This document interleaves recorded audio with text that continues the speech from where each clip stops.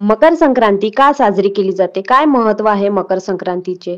तर जाणून घेऊया. धार्मिक मान्यतेनुसार या दिवशी सूर्यदेव मकर राशीत प्रवेश करतो आणि उत्तरायणाला सुरुवात होते. मकर संक्रांतीला अंधारावर प्रकाशाचा विजय मानला जातो. हा सण समृद्धी, कृतज्ञता, नूतनीकरणाशी संबंधित आहे.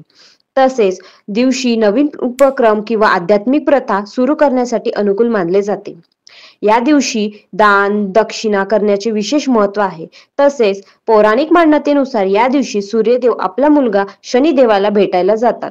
मकर संक्रांतीनंतर दिवस मोठा होऊ लागतो. तसेच या दिवशी धर्तीवर माता गंगेचे अवतरण होते. या दिवशी सूर्यदेव शनिदेवाला प्रसन्न होऊन त्यांना एक घर देते आणि त्या घराचे नाव मकर ठेवले जाते.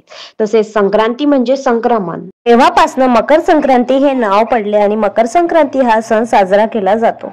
मकर संक्रांतीच्या दिवशी सुगड पूजनाला फार महत्व आहे. सुगड म्हणजे शेतीमालाने भरलेला घट. हे सुगड पूजन कोणत्या वेळेत करू नये. कोणत्याही पूजेला एक शुभ वेळ लागतं. तर आज मकर संक्रांतीचा दिवस 3 वाजतापासून तर 4:36 राहू काळ असणार आहे. तर यावेळेस चुकूनही सुगड पूजन करू नये.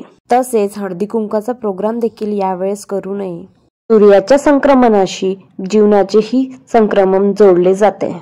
त्यामुळे शुभ वेळ, शुभ काळ पाहूनच ही पूजा करावी.